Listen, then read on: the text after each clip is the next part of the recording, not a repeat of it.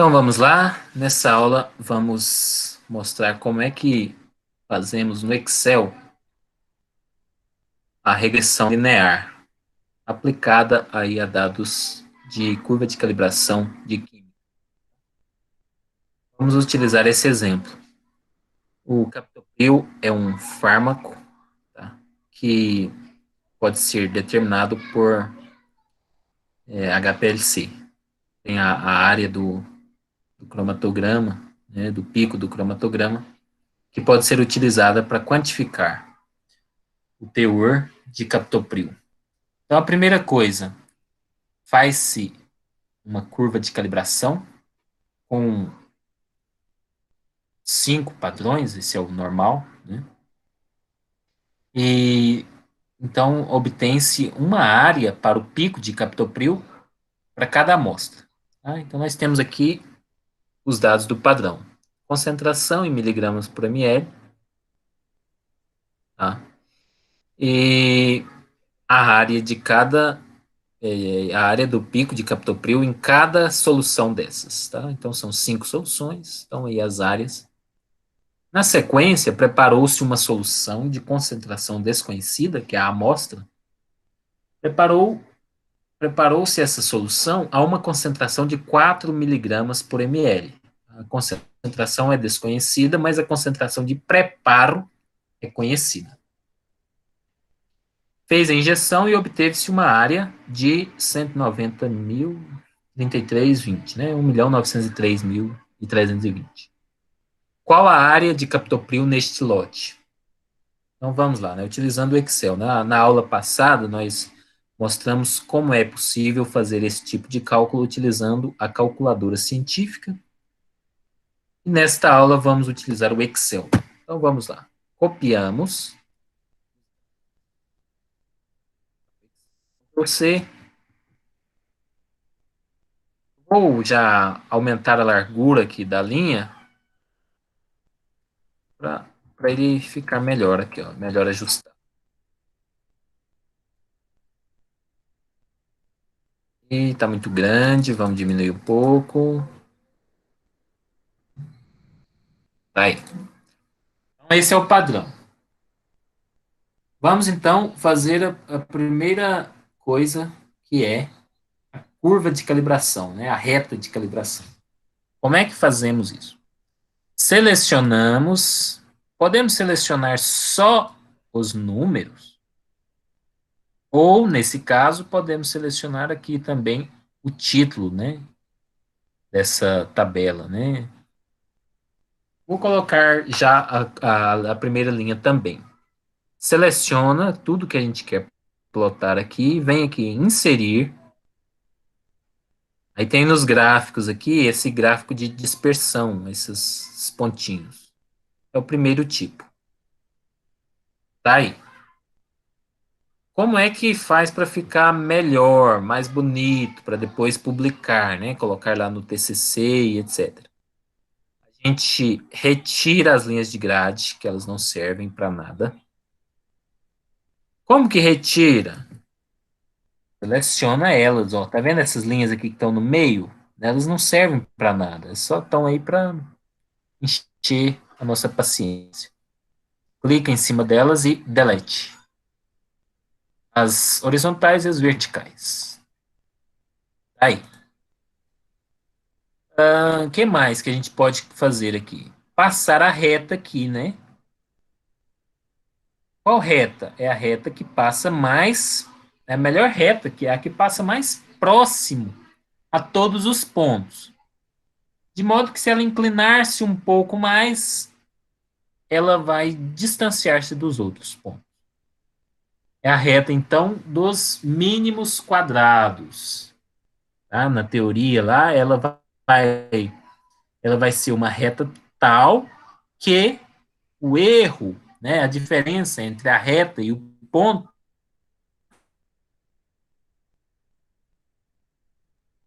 dos erros de cada ponto, para cada ponto ao quadrado, é mínima. Tá? Tem a teoria aí, é até simples, né, associada a isso, mas nós não vamos entrar nessa parte não. Tá? Vou mostrar na prática mesmo como é que faz. Então, a gente clica aqui em cima de um ponto desses, aí ele seleciona. Aí a gente clica com direito. Opa, a gente clica com direito, aí vem aqui, ó, adicionar linha de tendência. Aí tem as opções linear, logaritmo, é a linear. Tá? Eu quero que ele mostre o r quadrado e a equação. Pronto. Então, a reta que passa mais próximo a cada um desses pontos é essa reta aqui, ó. Y é igual a 443.221x mais 129.345. Essa reta, ela consegue passar próximo a todos os pontos? Consegue, porque o R quadrado dela é muito próximo de 1, 0,999, tá? A gente pode ver isso tanto observando que essa reta, esse pontilhado está próximo dos pontos, quanto olhando esse valor 0,999. As duas coisas são importantes. Suponha que aqui, a área aqui do ponto 6, em vez de ter dado 279 mil, que tivesse dado só 215 mil. Aí, tá vendo? Aí a reta já não ia conseguir, não temos condições de passar uma reta aqui, ó, exatamente em cima desses pontos. Precisaria ser uma curva, uma parábola, qualquer coisa, menos uma reta. Então, o que a gente observa? Que esse ajuste não foi bom. Por quê? Porque o r quadrado foi longe de 1, foi 0,86, 0,87. Foi longe de 1. E visualmente a gente observa que a reta não passa perto dos pontos. Então, tem alguma coisa errada. Tá? Às vezes acontece isso? Acontece. Se chegou no limite se extrapolou o limite de detecção do método, né? Se a gente vai aumentando a concentração, a área vai aumentando, mas chega um ponto que corta o pico. E aí, se você aumentar a concentração, não vai aumentar a área do pico, porque já extrapolou a capacidade do detector. Tá? Então, às vezes acontece isso, de aumentar a concentração, mas não aumentar mais, tá, a resposta.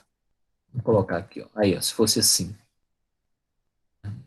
E vai reto que de repente para de crescer. Tá? Então, a gente tem que, a primeira coisa, faz o desenho e avalia visualmente e pelo R se está ok. No nosso caso, vamos voltar lá, ó. No nosso caso, estava ok. Né? Vamos aumentar aqui essa fonte só para ficar melhor de visualizar. Aí. Ah, então, essa é a curva de calibração. Podemos melhorar aqui a visualização? Podemos e devemos. Primeira coisa, no eixo X, o primeiro dado é 2. Eu não preciso começar no zero, mostrando toda essa parte em branco aqui. Posso começar lá perto do 2. Então, eu clico duas vezes aqui nesse X e vou aqui, ó, 1,8. Não vou colocar 2. Vamos colocar 2 para ver como é que fica. Pode ser. Podemos começar no 2 mesmo. Não tem problema. E no eixo Y? Ele começa aqui no 1 milhão, né? Então, para que começar do zero? Vamos começar logo aqui do 800 mil. Aí, com mais estética, né? Ou melhor. Outra coisa que a gente pode fazer, a gente pode vir aqui e apagar esse negócio de área, esse título interno aqui, não é necessário. Outra coisa que a gente precisa fazer, colocar um título para o eixo X e um título para o eixo Y, tá? Então vem aqui, ó, adicionar elemento gráfico. Isso está lá no design. Eu clico aqui no gráfico, Aí ele já vai aqui para a aba Design, aí tá aqui, ó, adicionar elemento de gráfico. Título dos eixos. Eu quero título horizontal, eu quero título vertical. Tá aí, horizontal, vertical. O que que é o eixo vertical? Absorvância. O que que é o eixo horizontal? Na verdade, não é absorvância, né? Em caso de HPLC, é área. Unidades de área. Ou, às vezes tem assim no cromatograma. E no X, concentration. Não, em miligramas por ml, que é o que está dado lá no exemplo. É isso? É. Qual é a cor que está aqui? Esse cinza, né? Esse cinza escuro. Não é bom. É colocar a cor preta mesmo, né? Então a gente seleciona o gráfico aqui e vem aqui na cor preta. Olha aí, que beleza. Que beleza, como diria a Inesita Barroso. O que mais? É, tá bom, né? Tá bonito. Esses pontos eles estão muito grandes, né? Muito largos. Vamos diminuir um pouco. A gente clica em cima deles. Tem que selecionar exatamente o ponto, tá? Não pode selecionar outra coisa. Aqui não está dando a opção ainda, né? Eu não selecionei certo. Aí, agora sim, ó. Porque aqui às vezes a gente seleciona a linha de tendência, sem querer, né? Tá vendo, ó? Que está selecionada a linha de tendência, tem que ser exatamente o ponto. Aí, agora sim. Agora eu clico com direito. Formatar série de dados. Vamos ver se é isso. É. Formatar série de dados. Aí vem nessa primeira opção, esse baldinho de tinta. Aí tem aqui, ó, marcador. Eu quero um marcador como? Eu quero um marcador azul? Não, prefiro preto. Quero um marcador 0,75 de tamanho? Não, 0,5 tá bom. Quero um marcador de bola? Não. Aí eu venho aqui, opções do marcador, coloco um marcador interno. Eu quero esse asterisco, tamanho 5. Ficou bom? Ficou. Bom não, ótimo. Agora, a linha de tendência está muito grossa, né? Também não precisa ser tão grossa. Eu venho aqui da mesma coisa, formatar linha de tendência. É o baldinho de tinta. Azul? Não, vamos colocar um cinza. 1,5 está muito grosso a largura. Vamos colocar aí 1 ponto, tá bom. Dessa forma como está aqui, ó, você pode até publicar numa revista internacional. É só colocar no inglês. Mas vamos melhorar aqui um pouco ainda, ó, tá? 28 milhões é a máxima área, aqui, ó, 28 milhões, né? Mas ele está indo até 33.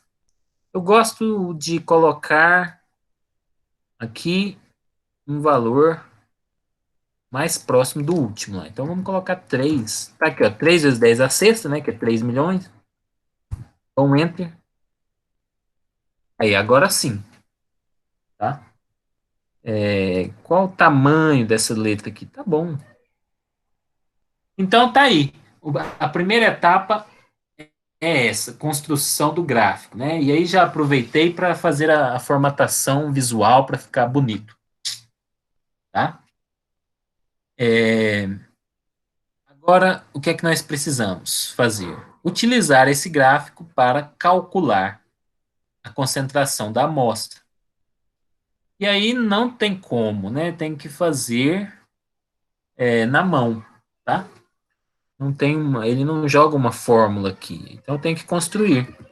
Então eu venho aqui e coloco, ó, amostra. Primeira padrão, tá? Isso aqui era padrão. Agora é a amostra. Qual que é a área da amostra? Vamos lá. Aqui, Ctrl C, vou ver. Diminuir esse tamanho aqui da fonte, né? Viram, ó, o que aconteceu aqui, ó? Eu dei o Ctrl V, aí ele, como era uma fonte muito grande aqui, ó, tamanho 30, não cabia tudo, aí ele fez o seguinte, ele falou, isso aqui é 2 vezes 10 a sexta, é 2 milhões, arredondou para 2 milhões. Mas eu tenho, isso aqui, 2 milhões, não posso usar, eu tenho que usar o valor certinho. Então, eu diminuo a fonte aqui, que ele já coloca no formato que eu quero, tá? Se ele não tivesse colocado, eu teria que vir aqui, clicar com direito, formatar células, em número, eu quero um número com 0 casas decimais, ok. Aí ele mostraria, tá? Às vezes acontece isso aqui também, ó, nessa caixa aqui. Eu teria que vir aqui, formatar rótulo de linha de tendência. Eu quero que um número com 3 casas decimais. Dou Enter. Aí ele mostraria aqui. Tá? Eu acho que ele não está mostrando porque eu já mudei aqui o tamanho da fonte e ele ficou chateado, magoadinho, tá? Mas ele deveria mostrar aqui. Eu posso vir aqui, ó, apago isso, vou aqui na linha de tendência de novo, peço para mostrar a equação e mostrar isso. Mostrou, tá aí. Agora mostrou, ó, com 5 casas decimais, tá? Formatar, rótulo de linha de tendência, aí eu coloco aqui 3 casas decimais, tá aí. O problema é que ele mostra para o R e mostra aqui para o X também. Vem aqui e apaga. Ou então, não Ciberão. Ou então, né, se poderia, por exemplo, eu acho que dá certo, vou tentar agora. Primeiro pede para mostrar a equação. Vem aqui na equação e quero com 0 casas decimais. Tá aí. Na sequência, pede para mostrar o R quadrado. Vamos ver se dá certo. Formatar linha de tendência, exibir R quadrado. Tá aí. Agora eu venho aqui e formatar rótulo de linha de tendência, número com 3 casas decimais. Não dá certo. Então você vem aqui e apaga na mão. Apagou. Porque percebam que para o R quadrado é bom ter casas decimais. Mas para a equação da reta não é necessário, porque já é um número muito grande, né? 443.221. Mesmo que tivesse vírgula 3 lá, 440 mil reais, 443.221 reais. Aí você vai pedir o troco de 30 centavos? Não, né? Deixa para lá.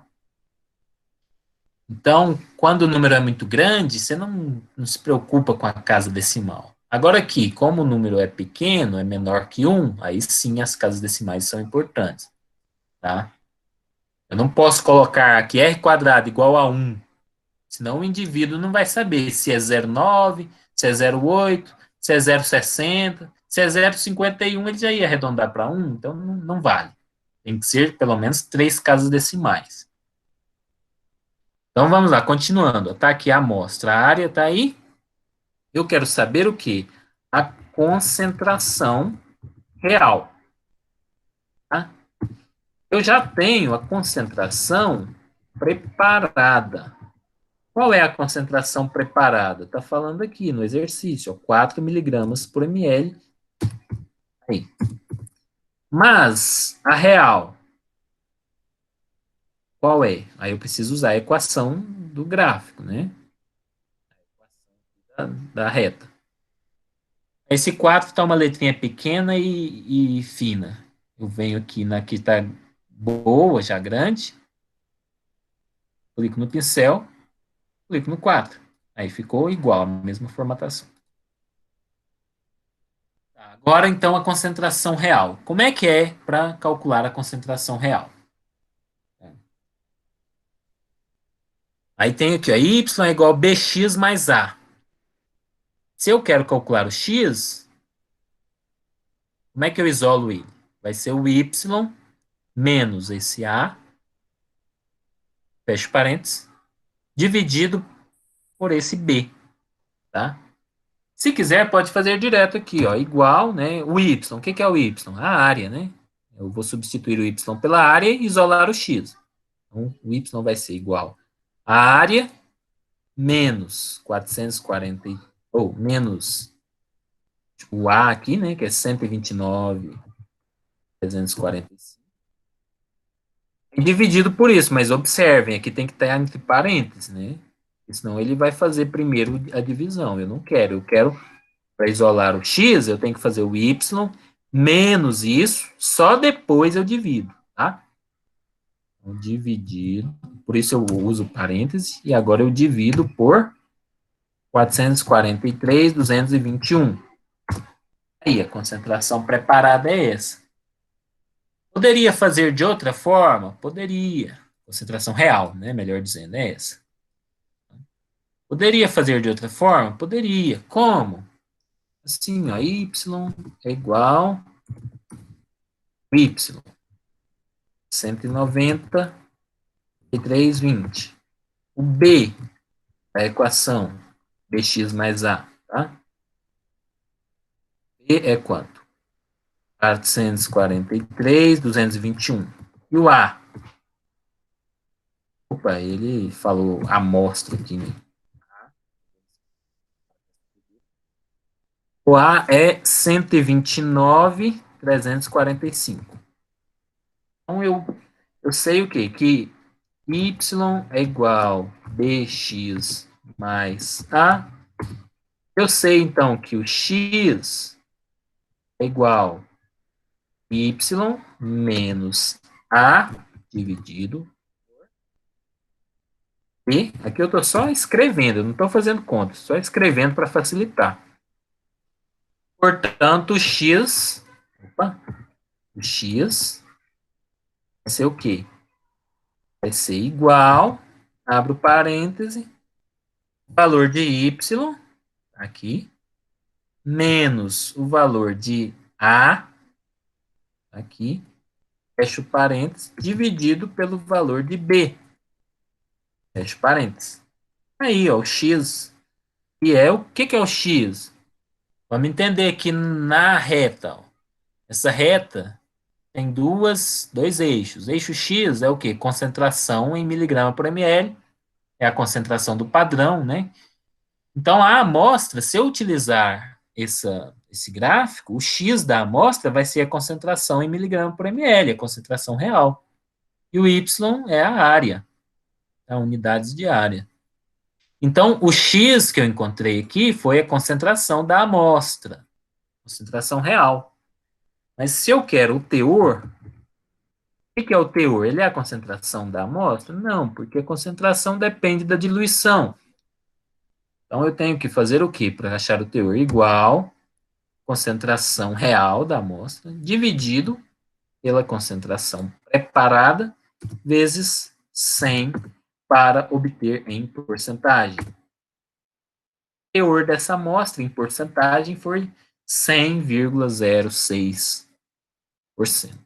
Tá? Ou 100,1%. Tá aí. Então, é assim que a gente faz. Plota o padrão, depois utiliza a equação da reta do padrão para prever o x, e se quiser calcular o teor, aí é só isolar, é só dividir esse x pela concentração preparada e multiplicar por 100%. Lembrando que aquela questão que eu falei na aula passada, né? E a pureza do padrão não entra na conta? Entra, tá?